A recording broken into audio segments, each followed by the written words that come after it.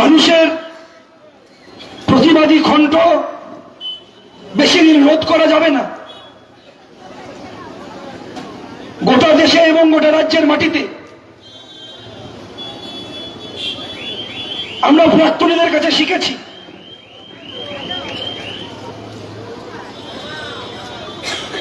চৈতন্যদেবরা আমাদেরকে শিখিয়ে গেছেন, আনন্দ হায়রা আমাদেরকে শিখিয়ে গেছেন। এই নবদ্বীপের আন্দোলন, এই নদিয়া জেলার লড়াই আমরা শিখেছি।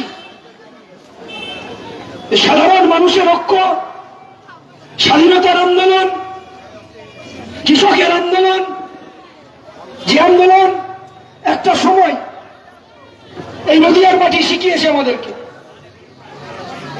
আর সেই মাটিকে যারা রক্তাক্ত করার চেষ্টা করছে, আমরা বলছি অনেক কথা দেখবেন অনেকজন বলেছিল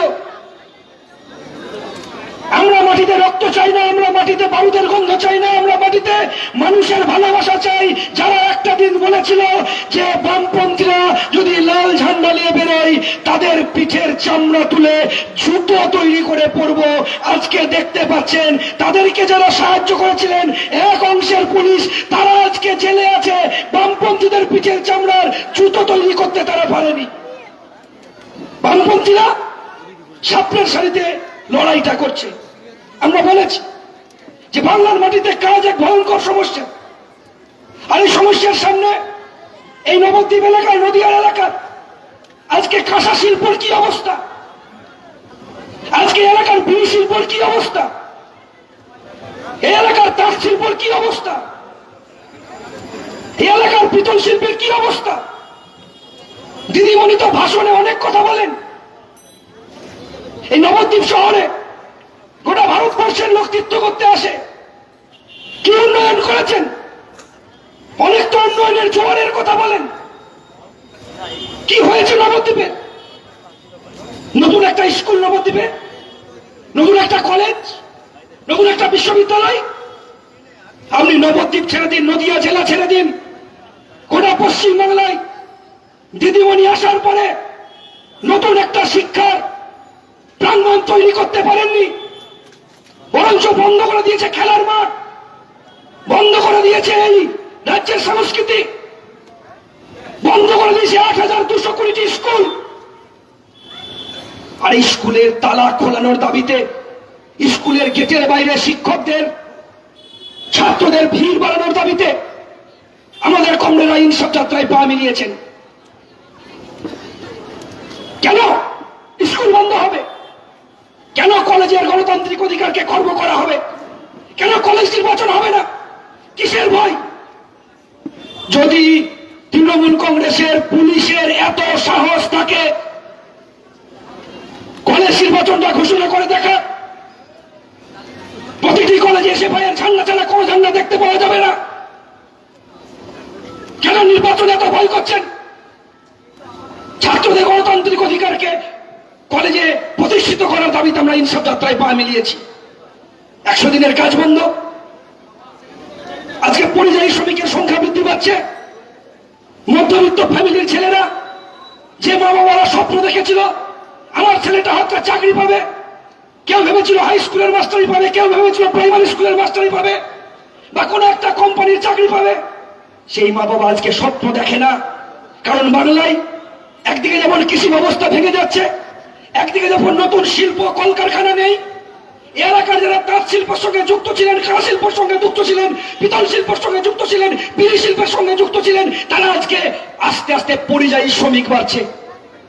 নবদ্বীপের মতন জায়গায় এই মুর্শিদাবাদ, বীরভূম, বাঁকুড়া, পুরুলিয়ার লোক কাজ করতে আসতেন।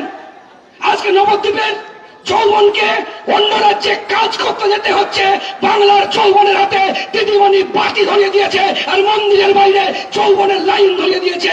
আমরা বলছি মন্দিরের বাইরে লাইন নয়, যৌবনের লাইন হবে স্কুলের সামনে, যৌবনের লাইন হবে কলেজের সামনে, যৌবনের লাইন হবে বিশ্ববিদ্যালয়ের সামনে।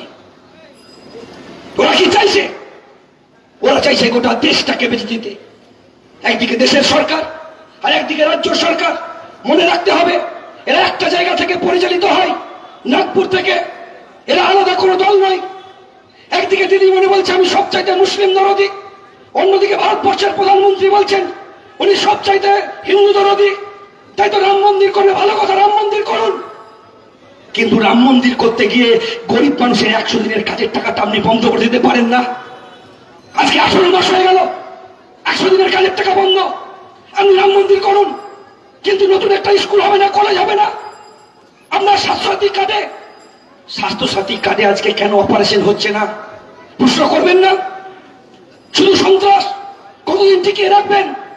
কোন সন্ত্রাস কোনদিন প্রতিবাদী গ্রন্থকে বোধ করতে পারেনি, তাই আপনারাও পারবেন না।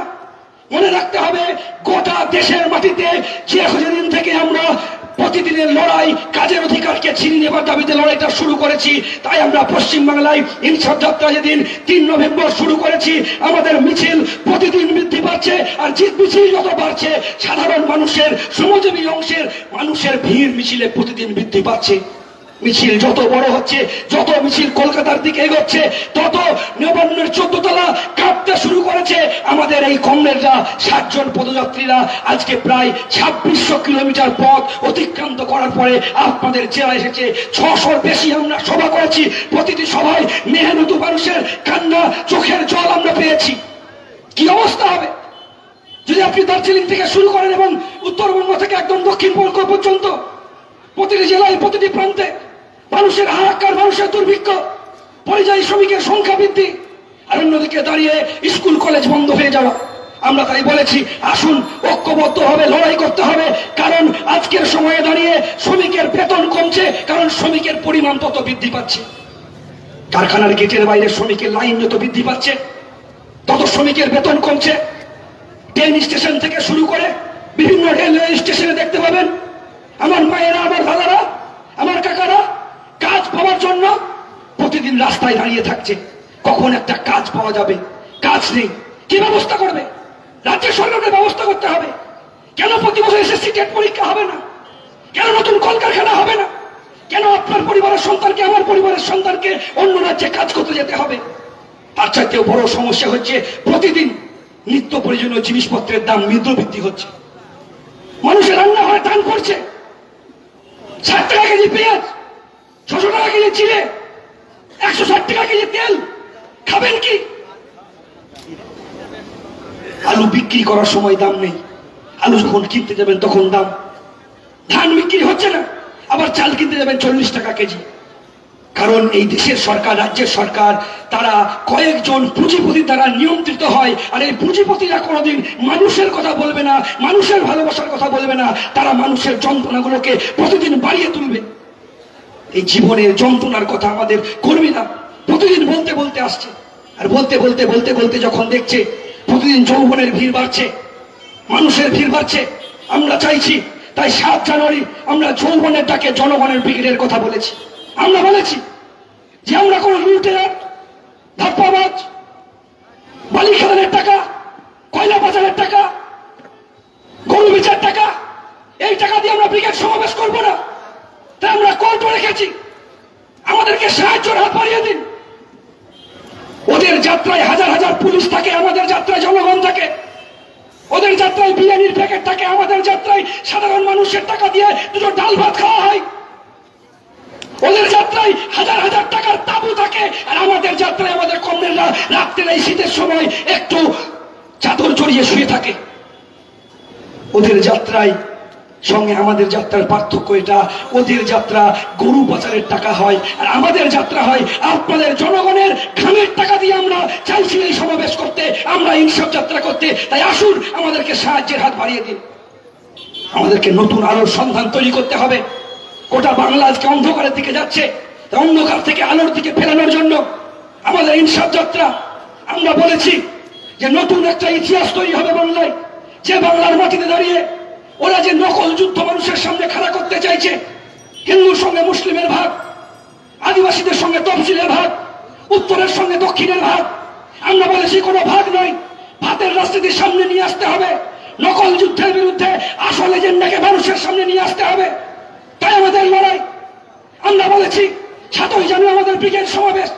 এই ব্রিগেড একটা ঐতিহাসিক দিন দেখাবে, যে ব্রিগেডের মাটিতে দাঁড়িয়ে আমরা চাইছি এ নতুন একটা ইতিহাস তৈরি হোক, যে ইতিহাসের পাতায় শুধু মানুষের কথা লেখা থাকবে। তাই তো আমাদের কমরেডরা বেরিয়েছে, প্রতিদিন মানুষের কথা বলছে, যৌবনের কথা বলছে।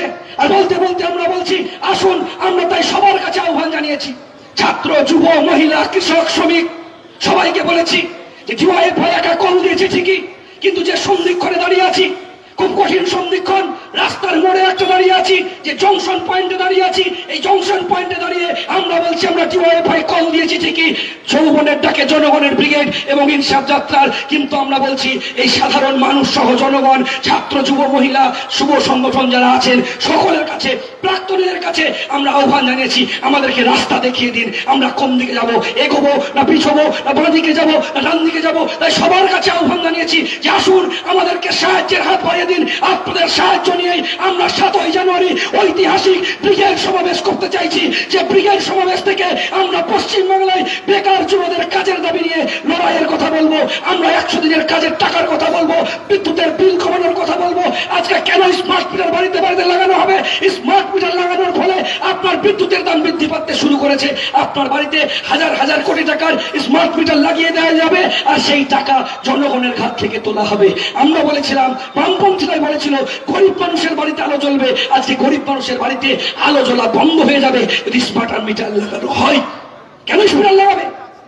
স্মার্ট মিটার লাগালে পরে আপনার বাড়িতে যদি রাত্রেবেলায় কোনো লোক অসুস্থ থাকে, হঠাৎ যদি কারেন্ট চলে যায়, টাকা ফুরিয়ে যায়, আপনার মোবাইলের রিচার্জের মতো কারেন্টটা চলে যাবে। আমরা বিরোধিতা করেছি, স্মার্ট মিটার লাগানো যাবে না। তাই পশ্চিমবাংলার অভ্যন্তরে আমরা সাধারণ মানুষের কাছে আহ্বান জানাবো, আসুন 7ই জানুয়ারি ঐতিহাসিক ব্রিগেডের সন্ধিক্ষণে দাঁড়িয়ে আমরা সবাই হাতে হাত দিয়ে এই ব্রিগেড সমাবেশকে সাফল্যমণ্ডিত করে তুলি, এবং আসুন ঐক্যবদ্ধভাবে লড়াইটা হোক, এবং সবার সাহায্য নিয়ে আমরা চাইছি আগামী দিনের ব্রিগেডের ময়দানে নতুন যৌবনের জায়গায় জনগণের ব্রিগেডে পরিণত হোক। সকলকে অভিনন্দন, লাল সালাম জানিয়ে আমার কথা শেষ করছি। ইনকিলাব জিন্দাবাদ।